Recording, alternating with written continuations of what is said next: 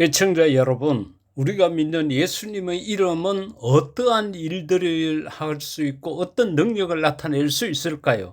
우리가 옷을 사러 갔을 때에 우리가 그 옷의 모양새나 색깔이나 디자인도 보지만은 더더군다나 브랜드를 더 중요하게 생각을 합니다. 그래서 소위 말하는 유명 브랜드라 그러면은 색상이나 디자인이 조금 마음에 들지 않더라도 거기에다가 비싼 돈까지 얹어주면서 우리는 그 옷을 사게 됩니다. 그 브랜드를 사게 된다는 이야기입니다.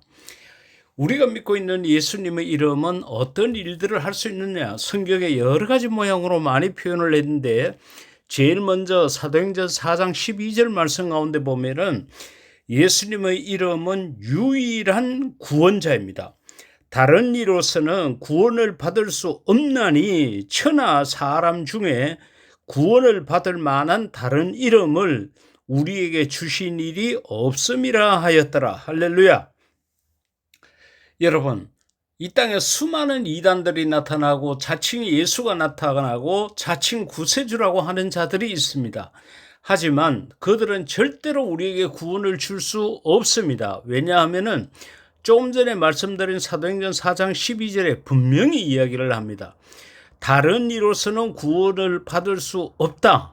그리고 천하 사람 중에 이 지구상에 80억이 넘는 인구가 살고 있지만은 그 가운데 구원을 받을 만한 다른 이름, 예수님 외에 다른 이름을 하나님께서 우리에게 주신 일이 없다고 했기 때문입니다. 그렇기 때문에 우리는 이런저런 모양으로 이단들이 우리가 이렇게 하면 구원받을 수 있다고 유혹하더라도 절대로 넘어가지 말아야 합니다.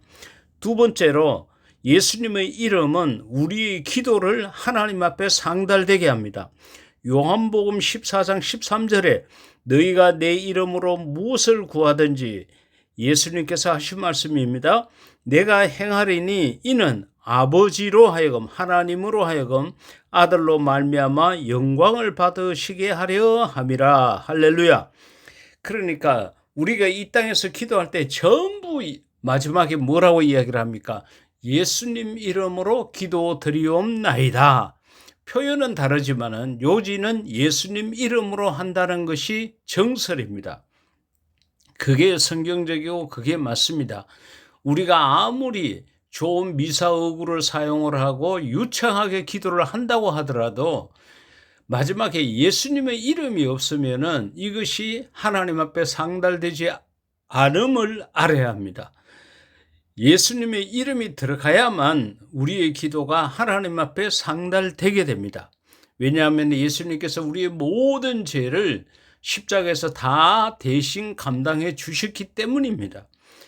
그리고 세 번째로는 예수님의 이름은 병 고치는 능력이 있습니다. 사도행전 3장 6절에 베드로가 이르되 은과 금은 내게 없거니와 내게 있는 이것을 너에게 주노니 나사렛 예수 그리스도의 이름으로 일어나 걸으라 하고 오른손을 잡아 일으키니 발목이 곧 힘을 얻고 뛰어서서 걸으며 그들과 함께 성전으로 들어가면서 걷기도 하고 뛰기도 하며 하나님을 찬송하니. 할렐루야.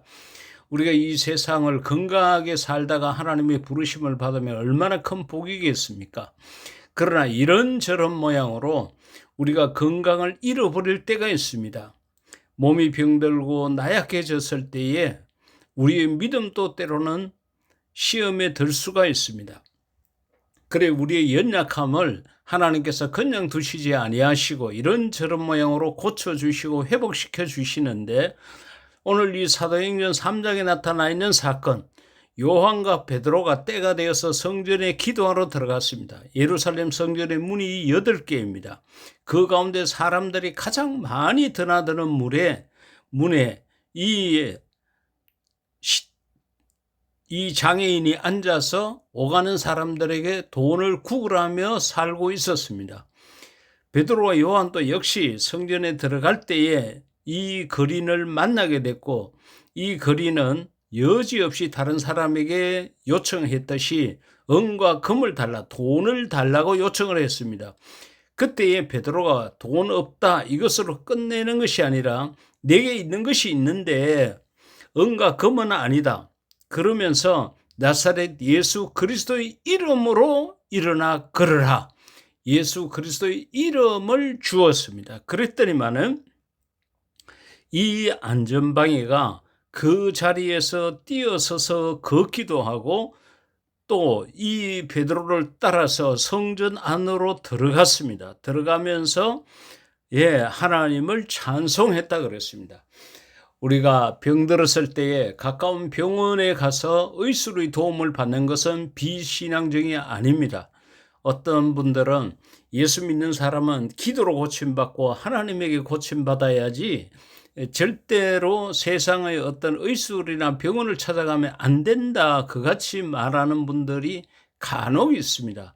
그러나 병원과 의사들은 하나님께서 우리의 몸을 예서하기 위해서 고쳐주시기 위해서 만들어 놓은 기관이고 사람들이라고 생각을 하면 됩니다.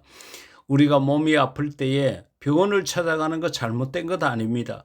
의술을 의지하는 것도 잘못된 믿음이 아닙니다. 단 우리가 약을 복용하더라도 또 의사를 찾아가더라도 마음속에는 예수님 이름으로 내가 고침받으리라는 믿음을 갖는 것이 중요한 것입니다. 예수님의 이름으로 고침받지 못한 병이 없었습니다. 신약성경 특히 마가복음에 병 고친 기록이 많이 기록이 되어져 있는데 수많은 사람들이 예수님을 찾아와서 이런저런 병을 이야기했을 때 얘들아 나는 그 병을 고치지 못한다 이렇게 말씀하시지 않았습니다. 다 고쳐주시고 회복시켜 주셨는데 오늘 이 방송을 듣고 계시는 사랑하는 성도 여러분들의 몸과 마음에도 건강이 회복되기를 주의 이름으로 축복합니다. 또한 사도행전 15장 16절 말씀 가운데 보게 되면은 이같이 여러 날을 하는지라 바울이 심히 괴로워하여 돌이켜 그 귀신에게 이르되 예수 그리스도의 이름으로 내가 네게 명하노니 그에게서 나오라 하니 귀신이 즉시 나오니라 그랬습니다. 사단, 마귀, 귀신은 악령의 삼위일체라고 생각하면 됩니다. 특히 그 가운데 귀신은 우리의 몸에 들어와서 우리의 몸을 병들게 하고 신체 기능의 일부를 마비시키기도 하고 장애를 주기도 합니다. 자, 그런데 이러한 귀신을 무엇으로 쫓아낼 수 있느냐? 예수님 이름으로만 쫓아낼 수 있다는 것입니다. 귀신이 몽둥이를 무서워하지 않고 핵무기를 무서워하지 않습니다. 예수님 이름을 무서워하는 겁니다.